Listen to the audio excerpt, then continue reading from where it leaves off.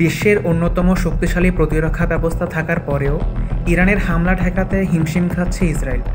হ্যাঁ, আপনি ঠিকই শুনেছেন, ৩ স্তরের শক্তিশালী আকাশ প্রতিরক্ষা, আধুনিক রাডার, দ্রুত প্রতিক্রিয়া দেওয়ার মতো সেনা ইউনিট, সব কিছুর পরেও ইরানের মিসাইল যেন ফু দিচ্ছে ইসরায়েলের নিরাপত্তায়।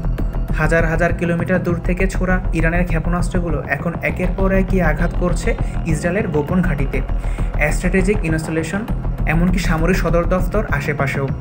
যেসব স্থান এতদিন অভেদ্য দুর্গ বলে বিবেচিত ছিল, এখন সেগুলো পরিণত হচ্ছে ধ্বংসস্তূপে।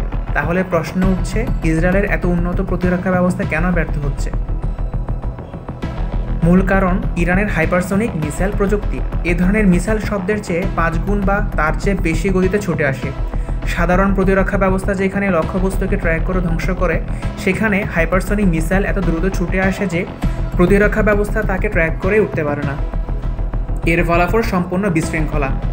শুরুতে ইরান সাধারণ ক্ষেপণাস্ত্র দিয়ে আক্রমণ চালিয়েছিল, তবে সেগুলো সহজে প্রতিহত করেছে ইসরায়েল। কিন্তু এবার ইরান নিজের আসল কার্ডটি খেলেছে, সুপারসনিক এবং হাইপারসনিক মিসাইলের সমন্বিত হামলা। এর জের ধরে তছনছ হয়ে যাচ্ছে ইসরায়েলের কড়া নিরাপত্তা বলয়।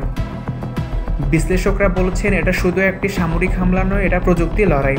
প্রতিরক্ষার অহংকার চূর্ণ বিচূর্ণ হওয়ার সময়। ইরান এখন সেই প্রযুক্তি হাতে নিয়েছে যা বিশ্বের মাত্র কিছু দেশের হাতে রয়েছে। এবার দেখার পালা, এই হামলা থামাতে ইসরায়েল কী কৌশল নেয়, এর মধ্যপ্রাচ্য কোন দিকে বা গড়ায়।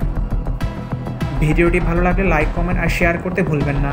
আর এমন আন্তর্জাতিক বিশ্লেষণ পেতে আমাদের চ্যানেলটি সাবস্ক্রাইব করুন। ধন্যবাদ।